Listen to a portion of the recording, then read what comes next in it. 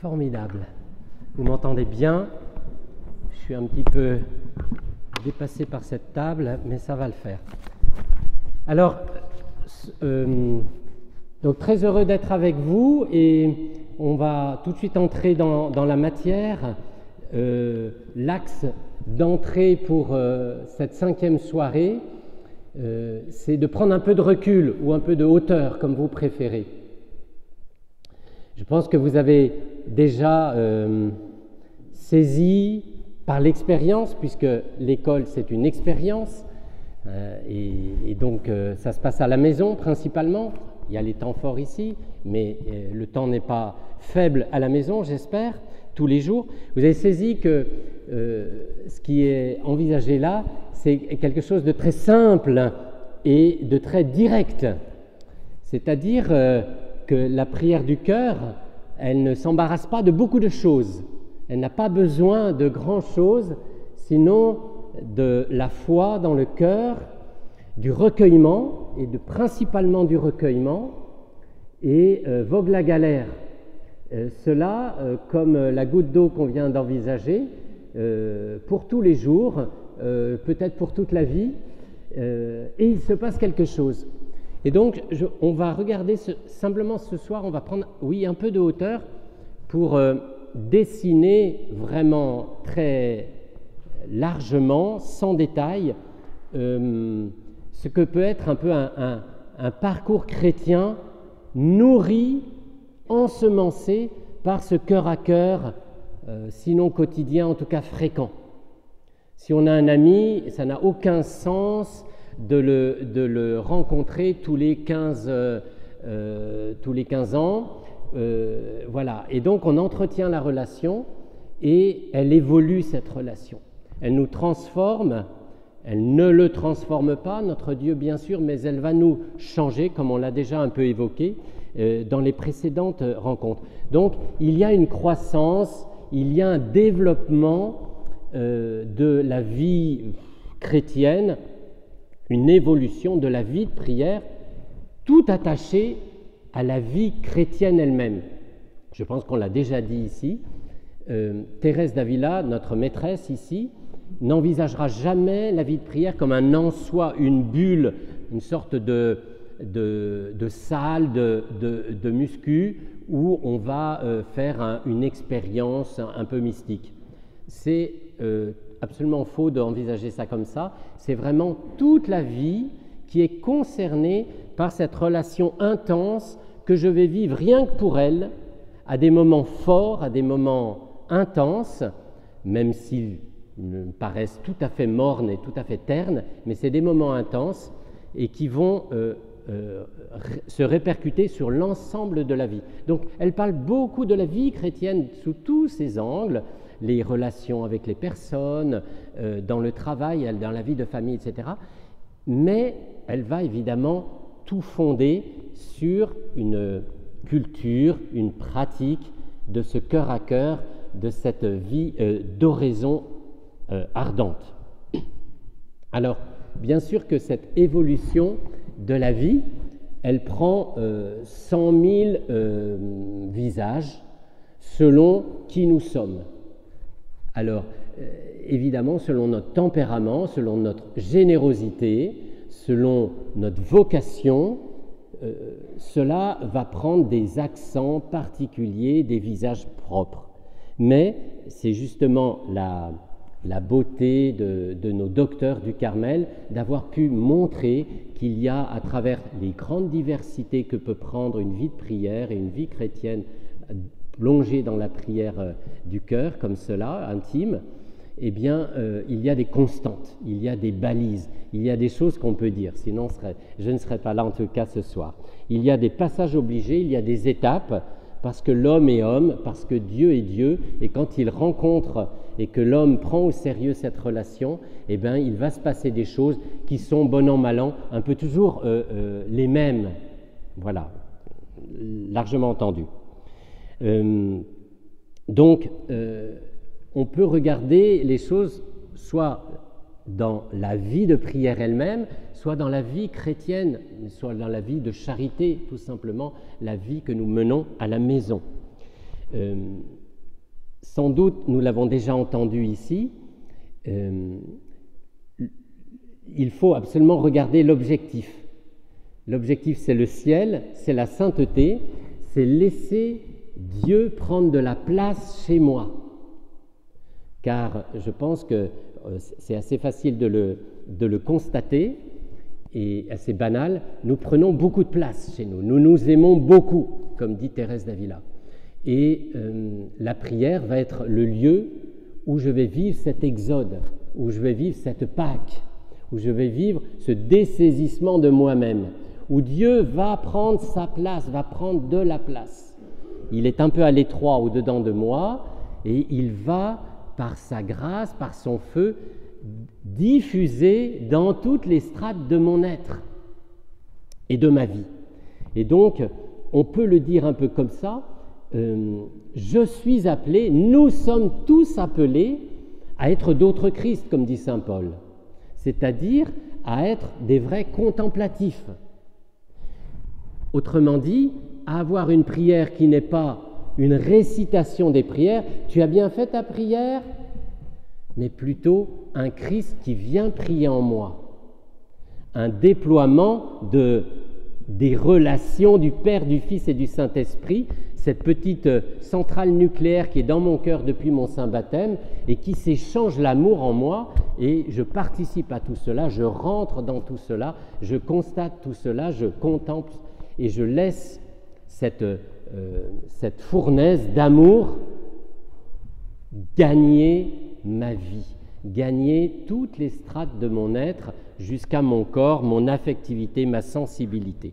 Donc, laissez-vous mener par l'Esprit, dit saint Paul, pour dire oui, tu es fait pour Dieu, oui, tu es fait pour vivre des dons de Dieu, oui, tu es fait pour vivre de la charité du Christ, tu es fait pour être autre Christ devant tes frères, pour mettre de l'amour où il n'y en a pas. Et si tu le fais uniquement par tes propres forces, tu vas nécessairement très vite t'épuiser. Mais si Christ est bien vivant en toi, il va certainement tenir le défi.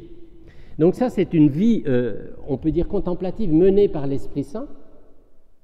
Et la prière est au service de cette vie transformée. Nous prions pour nous laisser habité par le Christ, transformé par lui, guidé par lui, mené par lui, et la prière va devenir effectivement de plus en plus, allez je dis, passive. Nous nous comprenons, c'est pas que je devienne limace, mais c'est que je vais davantage laisser le Christ mener ma prière, diriger ma prière, habiter ma prière. On va s'expliquer un peu là-dessus. Peut-être pour le comprendre mieux, et j'ai vu heureusement sur le livret, ça apparaît à la page 21, il y a l'image, il y a plusieurs images, il y a l'image particulière de la bûche enflammée. La bûche enflammée, c'est une image que Jean de la Croix a déployée et que nous comprenons aisément. La bûche, c'est moi, le feu, c'est Dieu. Quand je mets une bûche dans le feu, il se passe plusieurs choses. Et il faut du temps pour que la bûche devienne elle-même feu. Vous avez tous fait cette expérience quand on fait le barbecue, par exemple. Bon. Et donc, nous savons que les premiers temps sont pas très optimum, c'est-à-dire que ça craque, ça sent mauvais, ça dégage de la fumée, toutes sortes de choses qui ne sont pas du tout intéressantes quand on veut faire, par exemple, des saucisses, n'est-ce pas?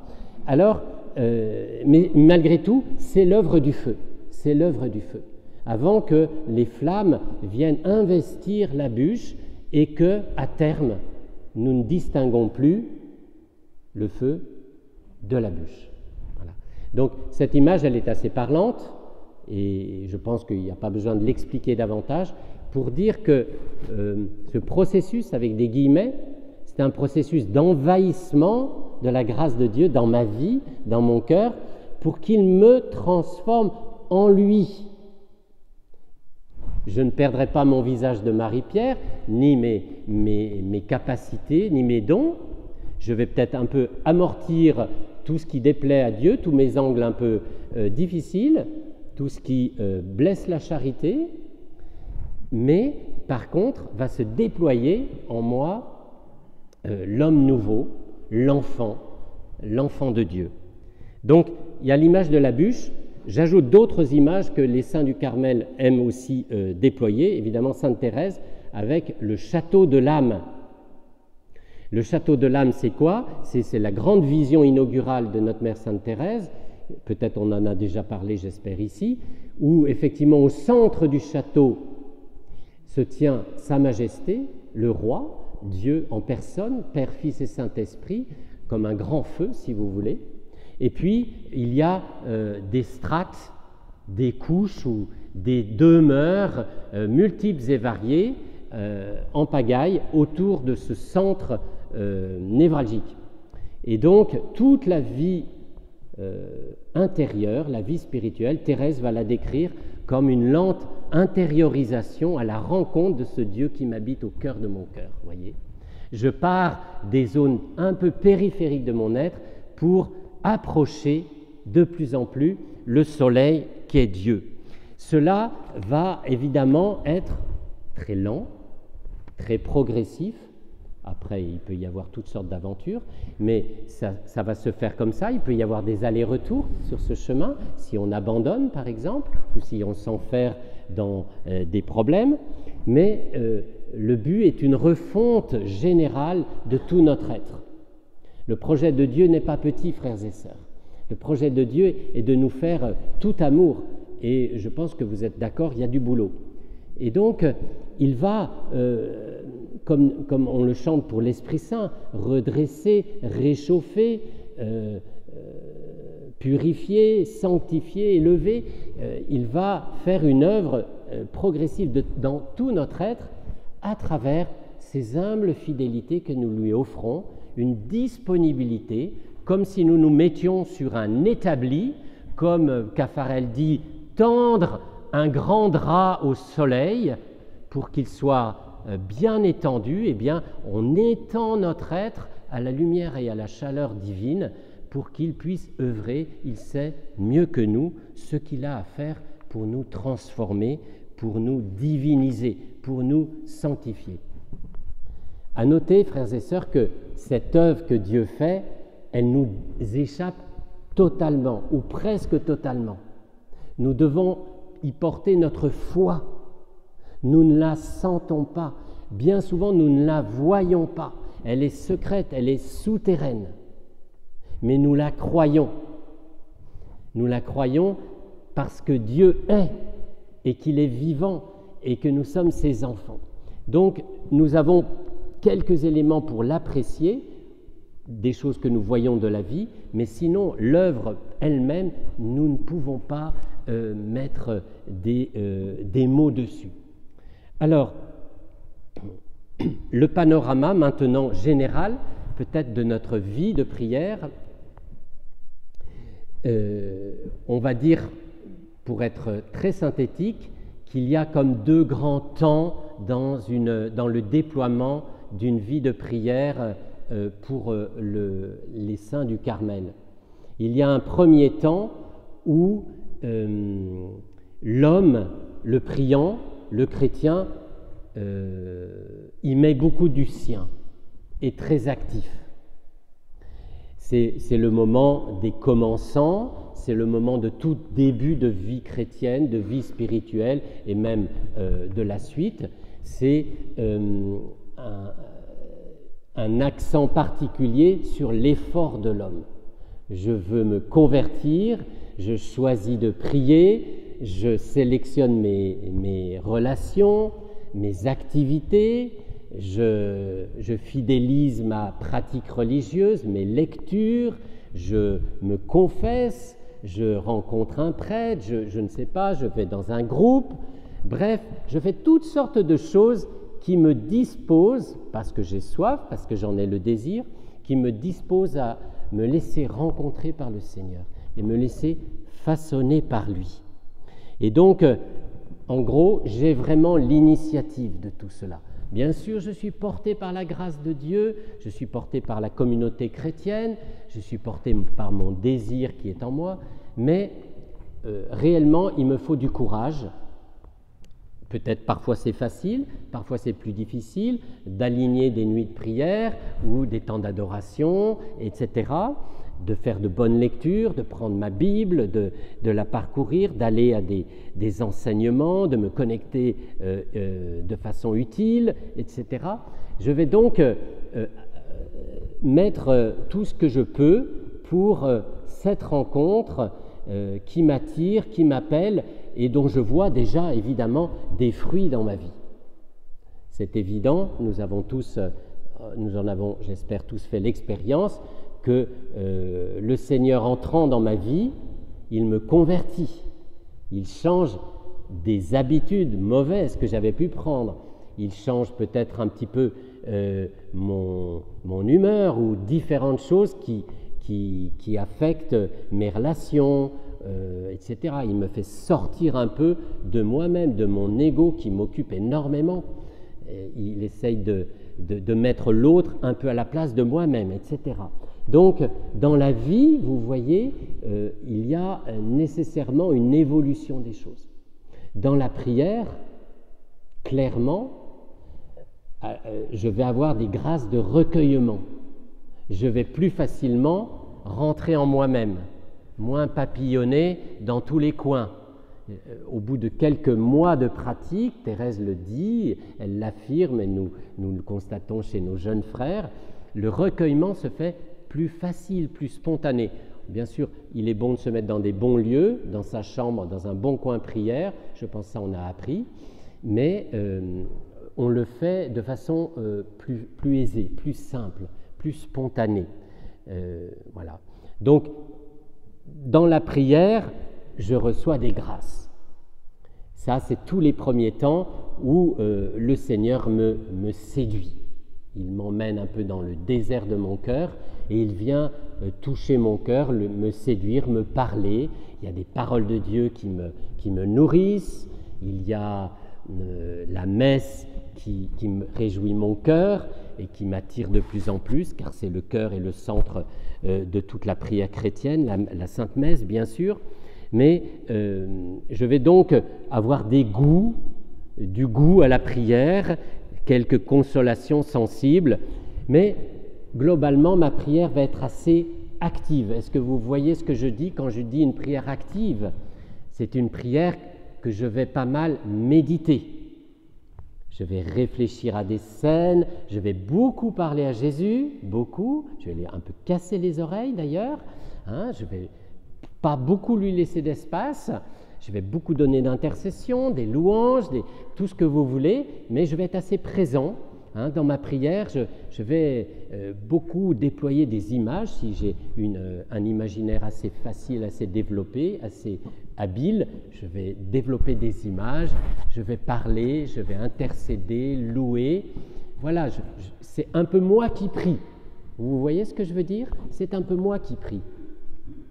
Cela, évidemment, avec le temps, va un peu s'épuiser. Ça va un peu s'épuiser. Un peu comme quand on parle beaucoup, comme maintenant, la salive va manquer. C'est-à-dire qu'on va, alors d'une part, éprouver qu'on n'y arrive pas vraiment à prier et à se recueillir, on fuit dans tous les coins, on a des mauvaises pensées, etc. Ou bien on a la tentation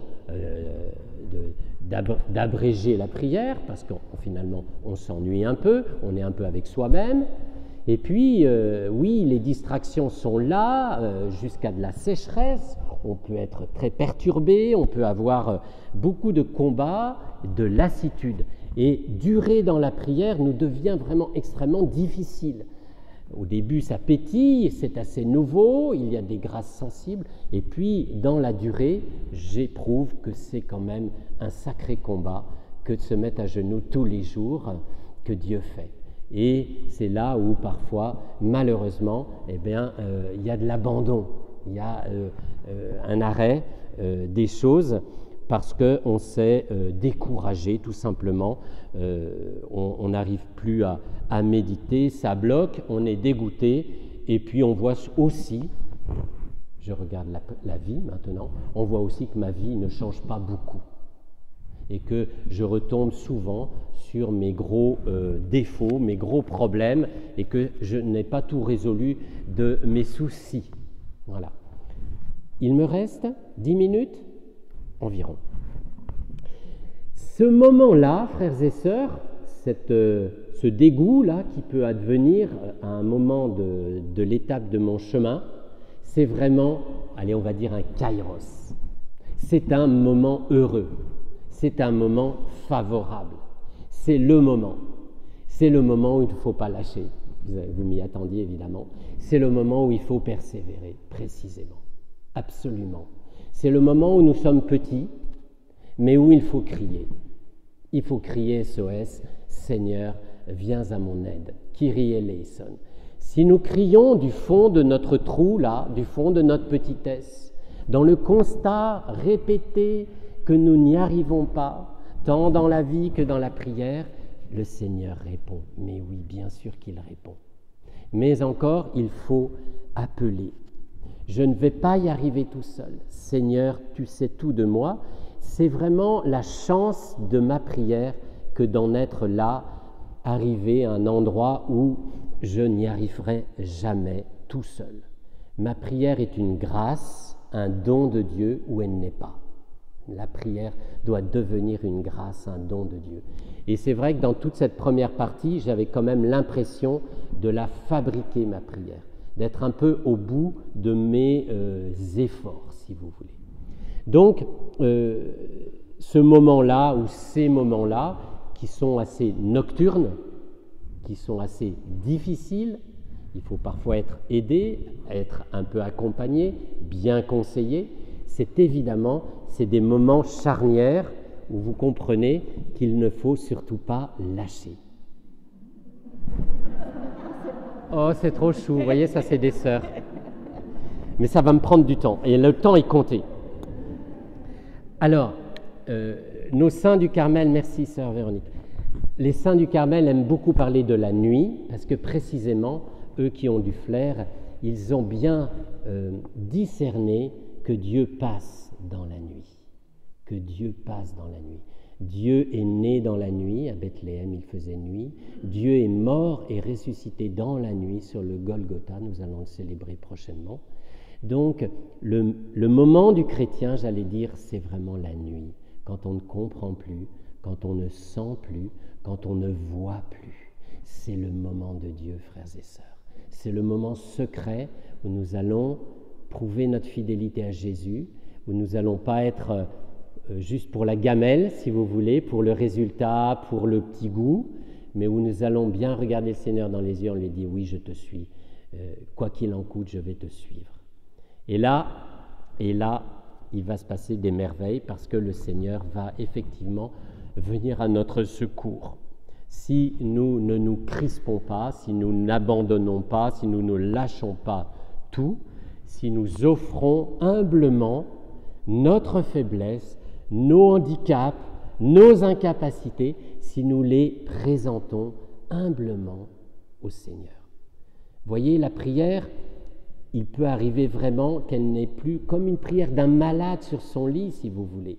Le malade sur son lit, il n'a pas grand-chose à exprimer, sinon à se présenter devant le Seigneur en lui disant « Seigneur, accueille-moi tel que je suis, j'ai mal au ventre, etc. » Eh bien, je pense que tous, nous pouvons aller jusque-là d'un acte de foi qui dit « Seigneur, mais je ne sens plus rien, ça ne goûte plus pour moi, mais je sais que tu es là, je t'appelle et je me présente à toi comme cela. » Voilà.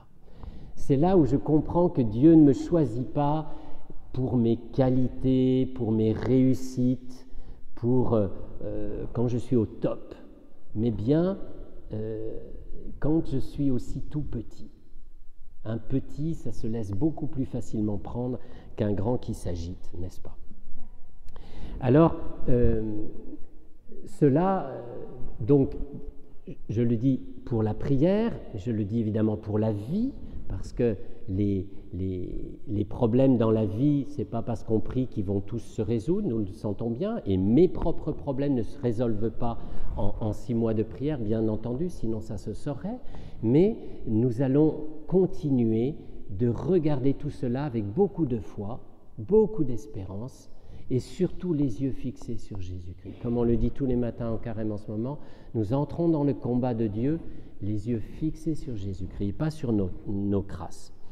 Alors là, la voix du Seigneur retentit et nous dit, si on peut dire, duc in altum, avance dans la profondeur, avance plus loin, je t'appelle plus profond, je t'appelle plus loin.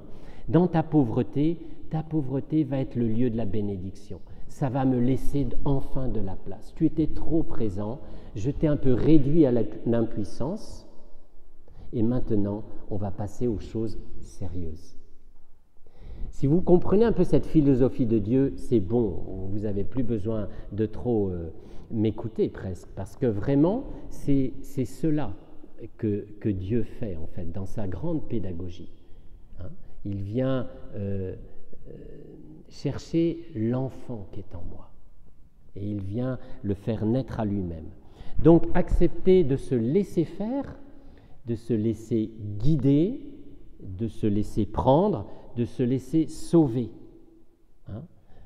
Que ta volonté soit faite. Et donc nous passons imperceptiblement, goutte à goutte, d'une prière un peu fabriquée, maîtrisée, méditée, avec beaucoup de choses, à une prière beaucoup plus pauvre, beaucoup plus comme ça, beaucoup plus ténue peut-être, beaucoup plus une attente, un regard, une attention amoureuse. Vous faites la différence entre une attention amoureuse, comme 2 amoureux se regardent, n'ont pas besoin de beaucoup parler, se regardent dans les yeux, d'un grand bavardage pour expliquer beaucoup de choses et puis présenter plein de trucs. Voilà, le Seigneur sait tout de nous. Il n'a pas nécessairement besoin de nos bavardages et de nos informations. Il a tout ce qu'il faut, évidemment. Mais il y a un temps pour parler et puis il y a un temps pour se taire, dirait l'Ecclésiaste.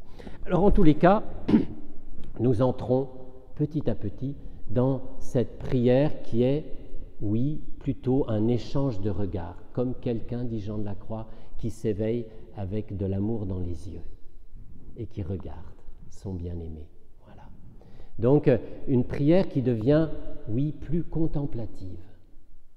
Plus contemplative. Et nous entrons dans cette seconde partie que je vous ai évoquée. Nous étions dans la première partie de la vie de prière, de la vie chrétienne, dans une seconde partie qui se déploie à l'infini, où Dieu va de plus en plus prendre la direction de ma vie tout court, de ma vie de prière. Et donc, là, évidemment, les saints du Carmel vont avoir beaucoup de descriptions, c'est un peu trop compliqué ou peut-être on n'a pas le temps surtout de le faire ici, il faudrait beaucoup plus de temps, mais les saints du Carmel vont décrire cette prière contemplative qui connaît elle aussi des étapes. Il y a d'abord des gouttes, on parlait de gouttes, et puis après il y a des flots, et puis après il y a un torrent. Voilà. Donc il y a vraiment de la progression. Et si vous voulez, les premières, pour au moins vous dire quelque chose, les premières grâces contemplatives dans la prière sont les 4e demeures, pour parler plus techniquement, mais ce sont des grâces de dilatation, oraison de quiétude, avec beaucoup de repos, avec cette impression que nous sommes à l'étroit et que le Seigneur est en train de dilater mes espaces intérieurs. C'est extraordinaire. Parce qu'il a tellement à nous donner et que nous sommes tellement restraites, vous voyez, que la première chose qu'il va faire, pas la première, mais en tout cas, quand il va vraiment nous prendre en main, il va place, espace, dilate-toi, ouvre-toi, ephata, j'ai beaucoup à te donner, j'ai à t'apprendre à aimer. J'ai à t'apprendre à pardonner, j'ai à t'apprendre à t'oublier, j'ai à t'apprendre à faire de toi un serviteur, un serviteur de l'amour. Alors, c'est extraordinaire parce qu'effectivement, Thérèse d'Avila décrit ses premières oraisons contemplatives comme avec des bassins, une image de bassin, pour dire que ça demande de la place, ça s'élargit au-dedans de moi. Je dis ça un peu de façon sentie, sensible, mais évidemment, c'est vraiment intérieur. Et là, petit à petit, l'oraison, qui était très active dans les premiers temps, va devenir de plus en plus passive. Une oraison où on se laisse aimer, où on se laisse faire. Alors quand on est très fatigué, le sommeil ne sera pas loin, évidemment, parce que c'est une oraison où on est moins, vous savez, pétillant d'activité à l'intérieur de son esprit, de son cœur. Vous voyez, c'est beaucoup plus fin, mais où l'on se prête à l'action divine, où on se dispose pour qu'il agisse. Qu'est-ce qu'il nous revient de faire, nous? De garder la connexion. De garder la connexion. Quand je dis ça, vous avez traduit, j'espère, frères et sœurs, maintenant on en est à la 5e soirée, c'est de garder les actes de foi et d'amour. Car j'espère qu'on nous l'a dit, l'oraison, c'est vraiment se connecter à Jésus dans son cœur du recueillement en lui disant « Tu es là, Seigneur, j'ai confiance en toi ». Donc c'est simple, c'est plus que simple, c'est trop simple pour nous qui sommes compliqués, mais voilà, garder la connexion, renouveler cette connexion. Quand nous la perdons, revenir. Et il nous suffira ainsi de tenir cette présence à lui qui est toujours présent et de rester là sans fuir son regard. Voilà. Et ce qui va se passer, c'est merveilleux parce que ma prière va se simplifier, mon être va se simplifier, va s'unifier. Je vais entrer dans une sorte de repos, dans une présence à l'autre, à lui, qui est toute pauvre, mais qui est comme une étincelle de son propre amour que Dieu va allumer dans l'âme. Voilà. Au travers de quelque chose que je ne vais pas nécessairement sentir. Le sentiment, alors ne jugeons jamais, n'apprécions jamais de la qualité de notre prière. Pratiquement, c'est jamais d'actualité que de juger sa prière, de lui mettre une note. Je pense qu'on se l'est déjà dit. Mais là, plus encore, non, c'est la part de Dieu, c'est son mystère qu'il déploie en moi. C'est la vie qui va prouver qu'il se passe quelque chose. Quand je vais devenir plus calme, quand on masticote, quand je vais penser à mon voisin plutôt qu'à moi, etc. Là, la vie va parler. La vie va parler, indéniablement. À travers, donc, ce passage de la nuit. Voilà, frères et sœurs, je pense qu'il faut finir. Nous sommes vraiment appelés à être habités par Dieu et menés par lui. Qu'on puisse lui donner le volant de la vie, les pédales, le frein à main, tiens, pourquoi pas. Et puis aussi, il y a des voitures automatiques aujourd'hui, donc on ne peut plus piétiner. Mais, voyez, que notre vie soit menée par Jésus. Parce qu'il y a vraiment beaucoup à évangéliser. Il y a un monde à transformer, il y a un monde à éclairer. Et si nous ne nous laissons pas éclairer par le Christ, nous ne devenons pas lumière dans sa lumière, je crois qu'on n'arrivera à pas grand-chose.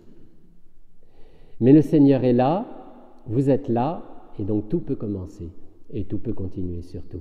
Je vous souhaite vraiment un beau temps de prière et un beau parcours de vie d'oraison. Il y aura encore bien des choses à découvrir et à se dire. Merci.